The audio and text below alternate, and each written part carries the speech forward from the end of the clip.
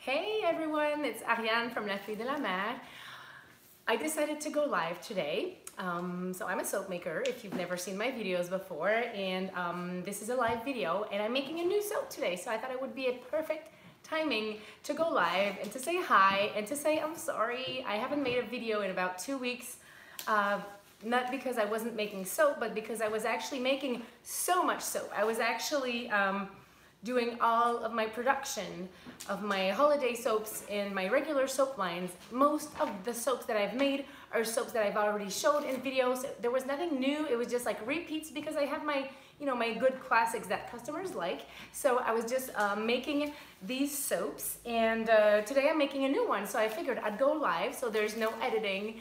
It's gonna be raw, so if I mumble and stumble on my words, because I'm a French Canadian, excuse me, we are live. I also have a quick announcement to make today because I'm super happy and I'm so thrilled, and I will add the links below after the video, but there's already a link. I wanted to tell you that I will be attending the Handcrafted Soap and Cosmetics Guild annual conference next year in 2019. I think it's in May or June. I think it's in May. And but I'll be there. I'll figure out the dates whenever I need to go. I'll be there, and I will be giving a half-day seminar on making bath bombs with Lee Choi from the Bath Bomb Press. So we're gonna be a duo. There's only so many seats available, so if you're attending the Handcrafted Soap and Cosmetics Guild annual conference next year and you want to sign up, hi everyone, I see your comments. I'm so happy you're here. Thanks for watching. So if you want to attend the seminar, book your seats right away because there's not that many. I think like maybe 20 or so, 20 spots.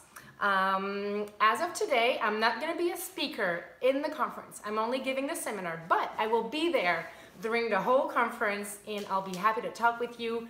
So don't be shy if you're attending the conference and you see me walking around. I'll be there and we can talk and we can, anyways, I'll be happy to meet you guys because that's like the only time of the year when I go to the soap conference that I get to talk with you guys like face to face. So that's awesome. And I'll be super available during the conference because I'm not a speaker. So I'll be doing my seminar, and then once that's done, then I'll be yours, all yours. Okay, so after the video, I will add some more links, but the Handcrafted Soap and Cosmetics Guild link is already down below in the description box. And if you have any other questions, you can pop them in the comment section after I'm done making this video, because right now I can see all of your comments, but my camera is a little bit far away, so I can't quite read and see what you're asking me. It's too far. I'll bring it closer pretty soon, but I wanted you guys to see me while I was actually talking. So the soap that I'm making today is a soap with some local cranberry puree that I'm using to color the soap. And also I'm using some local golden honey that's from our beekeeper here. And I have my base oils here in my big stock pot. And the base oils are coconut oil, cocoa butter, shea butter. Then there's olive oil, rice bran oil, sweet almond oil, and castor oil. Did I say olive oil? I think so. I can't remember. Anyway, so that's what's in my stock pot. Everything's already melted and cooled down. It's really, really like, it's not even warm. barely ever even still warm. And then I have my lye water on the counter over there. So I'm gonna get the camera closer to you guys so you can actually see what I'm doing. And then I'm gonna get my lye water and we're gonna get started. So here we go. Oh, and I see Mysterious Scents. Elena, hello. Star Neely. Hi guys, and thanks for joining today.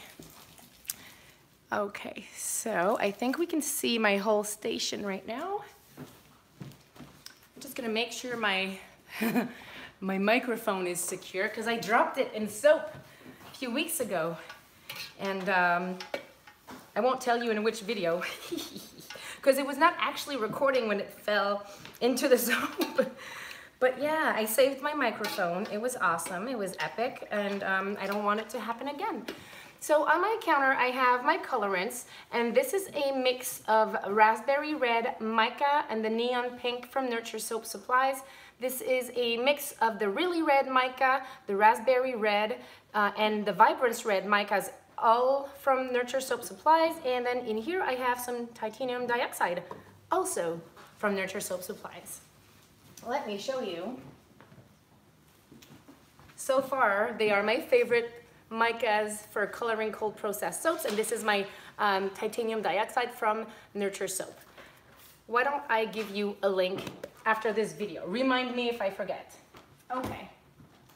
So all of my colorants are pre-mixed in water, and I have my 3 container that I will use to split my batch after I'm done mixing my lye water to the oils.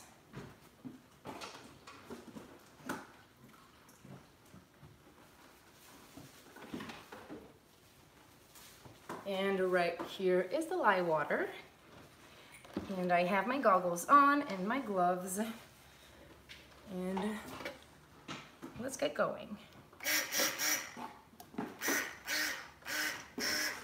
So everything is around room temperature, a little warmer, but everything is at a very cool temperature so that I have plenty of time to work on this soap. And the design that I want to do is a faux funnel pour, and then I will try to do a peacock swirl on the top if this doesn't move too quickly on me, and if it moves faster, well, I'll do something else. But the plan right now is to use these really nifty tools from Brambleberry to make my top.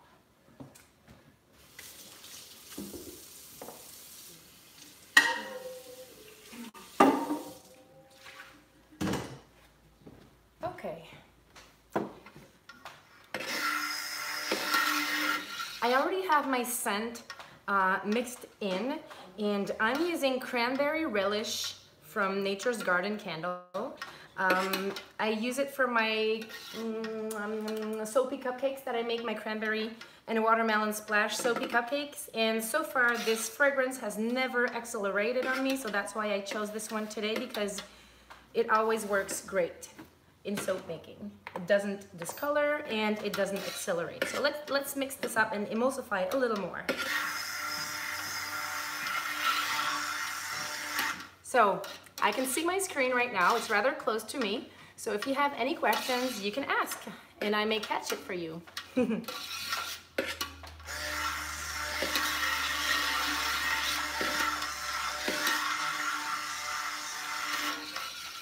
Now, if you could send me some good vibes. I'm hoping my stick blender is not gonna die on me today, because this one is so old. It's my KitchenAid stick blender, and I've had it for over a year, and obviously I do not use it for domestic use, and I feel that it's about to give, but I have 4 new ones in my office waiting. I just don't want to run and pop open a box. Okay, so you can see that this soap is not accelerating on me. Everything is nice and smooth. So let's go ahead and split this batter.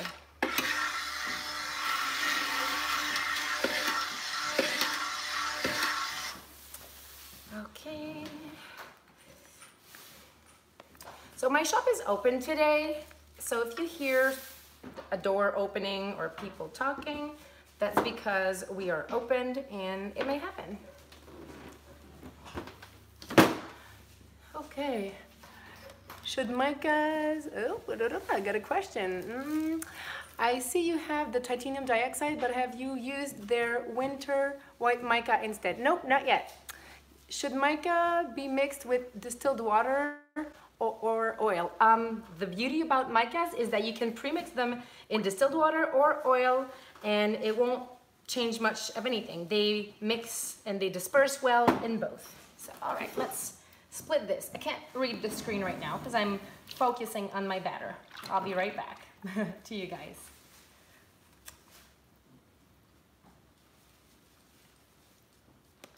So I got 1/4 here, and I'm doing this on a scale so that I split everything rather equally. And my friend Zahida Map from Handmade in Florida has been using these plastic pitchers that I'm using right now. and she had them last year in Atlanta for her conference, for her speech.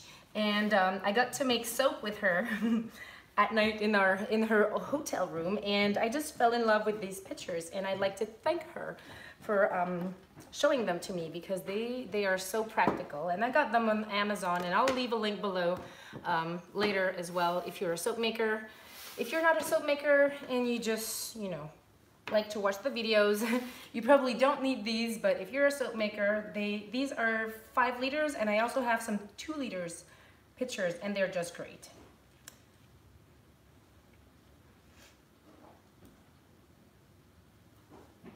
Okay, I'm gonna use a little less in this one because I want to have a little bit more of the white than my other colors. And I'm just gonna, okay, just make sure that there's not too much soap batter drizzling down the outside of my pitcher. So here's how it's gonna go. So I have my cranberry puree that will go into one of these, and it will remain uncolored from, you know, not using any colorants in that one. And then I have my pink that I'm gonna put right here.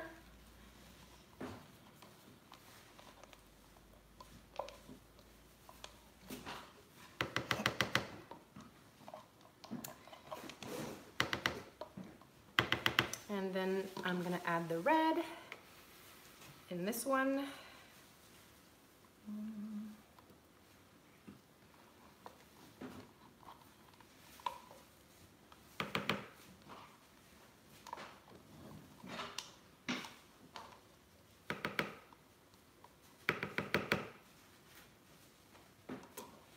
And the white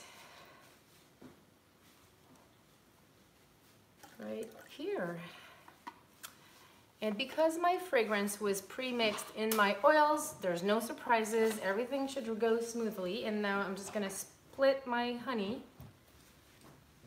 between these 4. I didn't add it at the beginning because honey is a sugar and it could accelerate the trace, so I was keeping it for last. So here we go.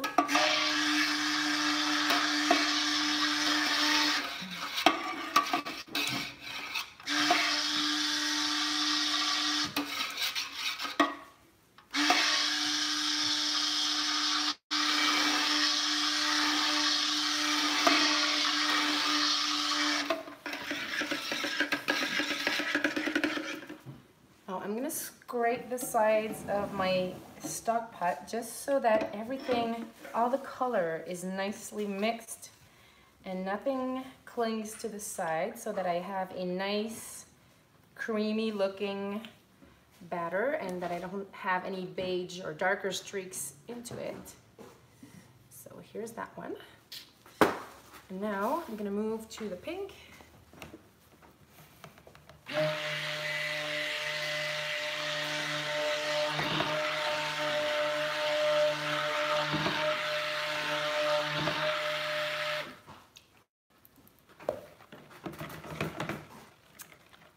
I absolutely love the combination of raspberry red mica and neon pink. It's just the prettiest pink.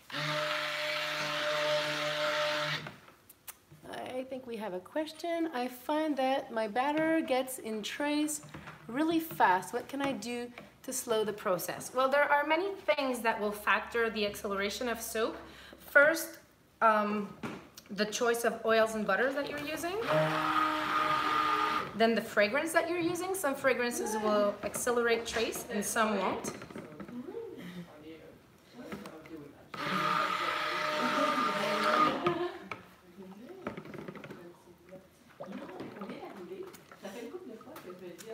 And then the water content in your soap can also accelerate trace. So if you do a drastic water discount, this can accelerate trace. Adding sugars in your recipe can also accelerate trace. So it's many factors will do that. And now this should, like the cranberry soap here, will sort of look green at the beginning, like it oxidizes so it turns green, and after a couple of days the batter should turn like dark beige to brown. That's normal, and I was expecting this because I use cranberry puree in many of my soaps, but don't expect any fruit or veggie puree to remain a pretty color in soap.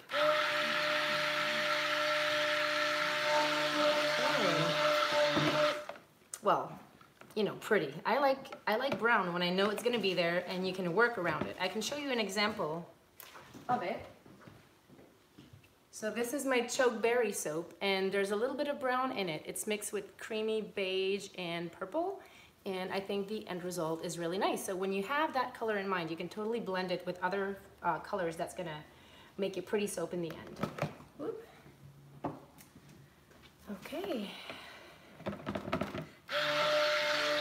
So see, it's not green anymore. It's already going back to beige. So I think we are ready to pour.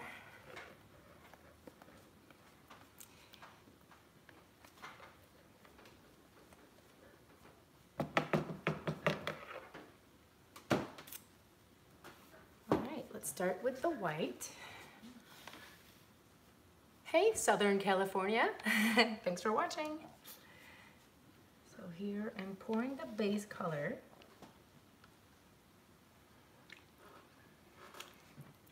And I will start with the pink for my faux funnel pour. And I'm doing a multiple faux funnel pour. So here's pink. So I'm doing 6 spots in my soap, and I will be pouring repeatedly over each color over and over again. Mireille, aurais-tu arrêté mon frigidaire? Piton rouge. Sorry for the fridge, guys. I forgot to turn it off. Here we go. It's gone.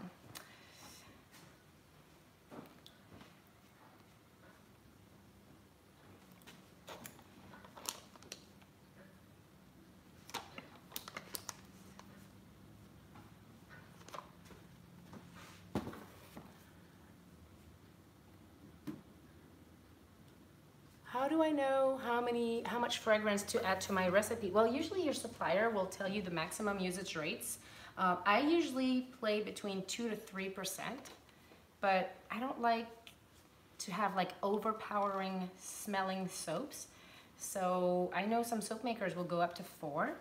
I think it's a question of preference, but some fragrances, if you don't put enough, they will completely disappear after the cure time. So it's, you know, you got to test and figure out what kind of scent you like in your soap in the final, in the end. Okay, let's add a little white. It's not really white, it's a creamy white.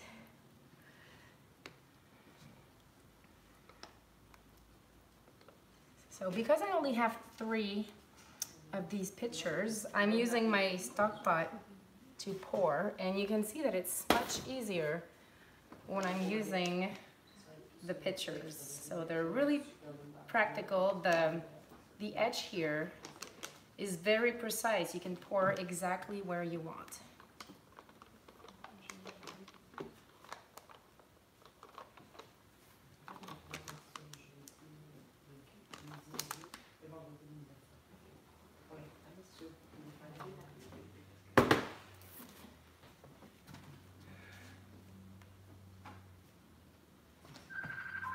Oops.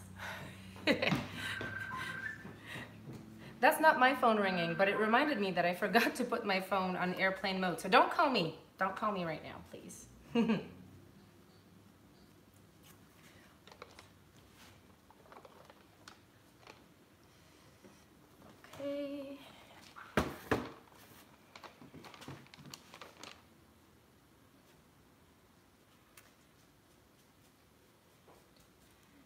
And see how, as I pour, every spot expands and the full mold is covered in color.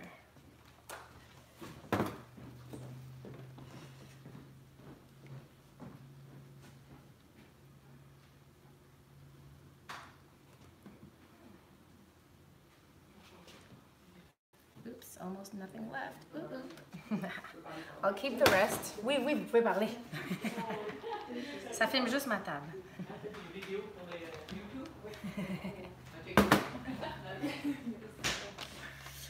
And let's finish this.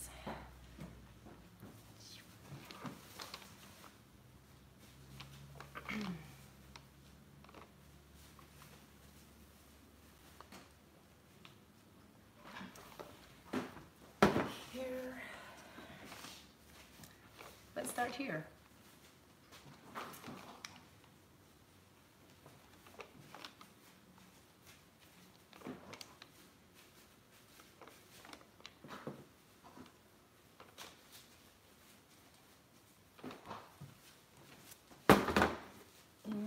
Some red to finish. Oh, I love this red. The combination is awesome. And one little trick when you create a new soap and you are blending colors and you find an amazing blend, write it down to the gram. Because if you forget what you put in it, it's gonna be hard to repeat that same color next time you want to make that soap. So that would be my advice on that. And now I'm going to scrape each of my containers and drizzle to do my Peacock Swirl on top.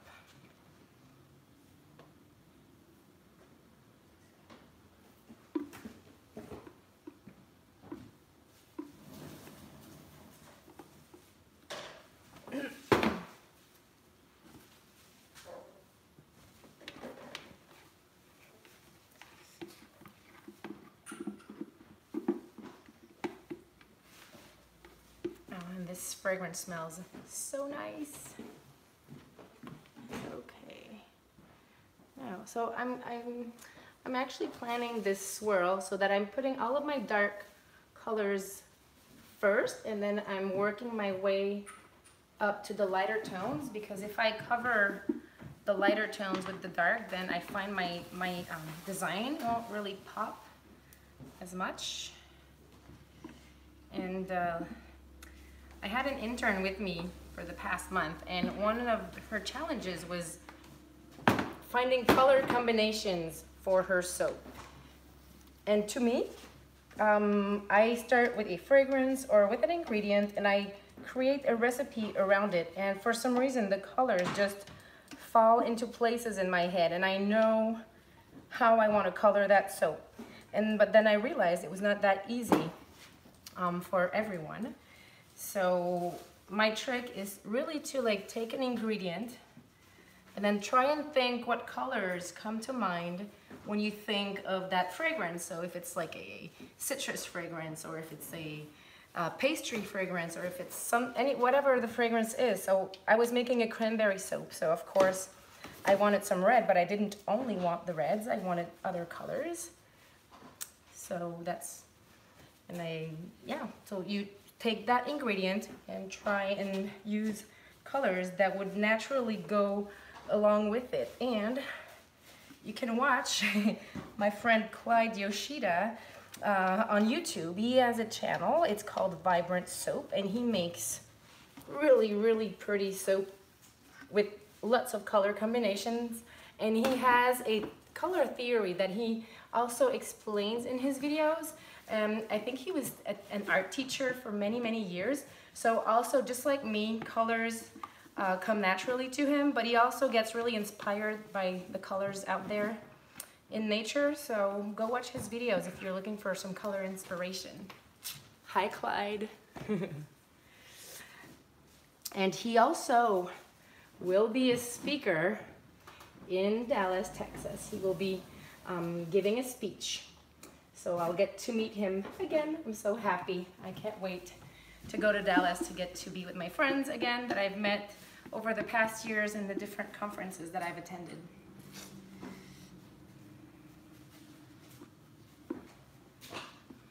Okay, so all of my colors are layered on top. Now let's move this camera a little bit this way so you can actually see what I'm doing. Sorry for the bumpy write down. We are live and that's how it goes.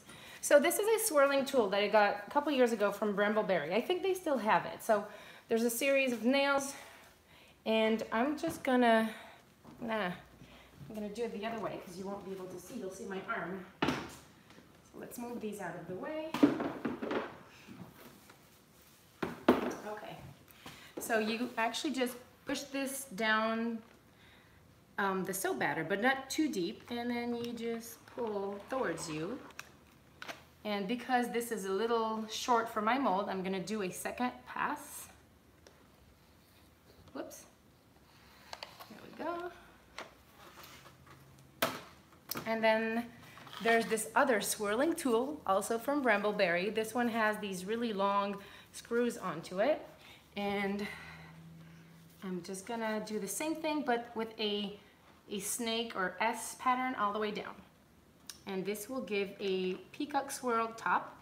Now you can do a peacock swirl throughout the soap, but that's a different technique. I'm only swirling the top today. And here we go.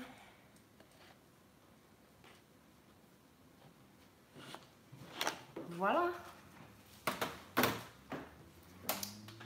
And I'm just gonna wipe my stick blender because I'm a tidy person and I hate making a mess. So I'm going to clean the edges of this soap.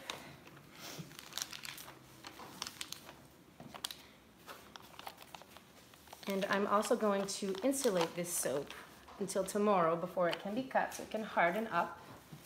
And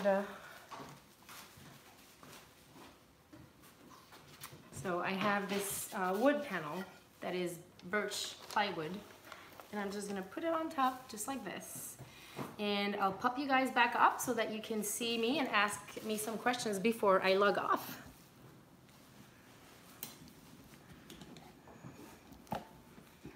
Hey, I'm back. All right, so you know I always like to know where my subscribers are, and if you're near your keyboard, please let me know where you're watching. Crystal Moon is asking, hey Crystal, is the honey from your bees? Nope, that honey was not from my bees. I also have, let me show you. I do have honey from my beehives. I have 2 beehives, and oh, I see everybody writing. So we have, do you have any favorite Canadian soap supplies company? Northern Waters Cleansing Co. So yes, I do buy some supplies in Canada. I get some supplies from New Directions Aromatics. I get some from Windy Point, Candora. I get some from Voyager Soap and Candles, to name a few, and Canawax. Canawax also, I love Canawax. So yes, those are a few of my Canadian suppliers. So we have Portugal, Australia, Republic of Kosovo, awesome, Slovakia, New Zealand. How is your distillation going? My distillation is over because it's fall here and there's nothing more to distill, but my fridge is filled with awesome and delightful hydrosols that I will be using in my products really soon. So about the honey, so this is honey from our local beekeeper, and it's a summer harvest, and it's really nice and golden. And this is one of the jars from my own honey from my beehives. This one is a summer harvest, but I don't know why. His is dark, mine is light. But it's the same bees because he actually installed the hives on my property 3 years ago. But yeah, I have, sometimes I'll use my honey, sometimes I'll use his. I use both, depending on what I have nearby. Please give us the name of your friend Yoshida. His name is Clyde Yoshida. You may know him for the Clyde slide, which is a design technique for soap making. I'll pop the links below for Clyde's channel and also for Zahaida map from Handmade in Florida, and I'll pop a few links once this broadcast is over. Yeah, from Los Angeles, California, hey. And what ratio of hard to soft oils do you use for swirls while also getting a hard bar? Well, this soap, let me check.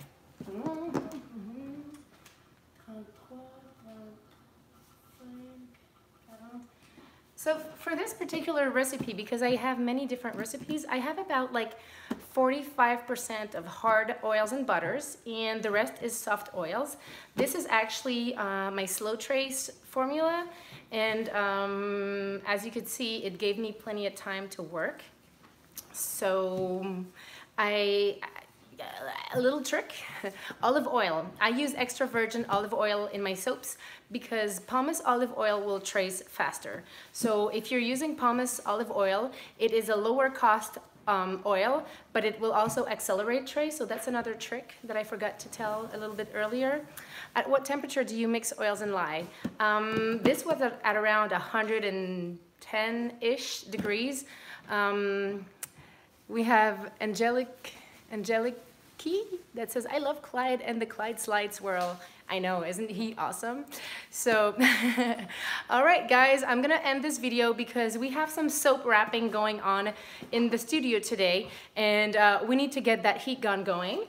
So thanks for watching. I hope you've enjoyed, and I will show the pictures, the cut soap tomorrow via my Instagram. So if you're not following me on Instagram, please head over to my Instagram. I will add all of the links below, and you can see the soap being cut. I will do a story about it in the morning, and then I will show pictures later in the day via my regular feed. But subscribe to La Fille de la Mer on Instagram if you want to see the rest. If I have time, maybe I'll go live, but I think it'll be more on Instagram rather than on YouTube. So thanks for watching. I hope you've enjoyed, and I will see you again hopefully really soon. But it's my busy season, so if you don't see me, don't worry. I'm just like making loads of soap and bath bombs. So, and don't forget, I'll be in Dallas to give you a seminar on making bath bombs with the Bath Bomb Press next year. Yay! With at the annual Handcrafted Soap and Cosmetics Guild annual conference. So hopefully I'll see you at the conference, or if not, in another video. Goodbye. Oh, it's not, okay.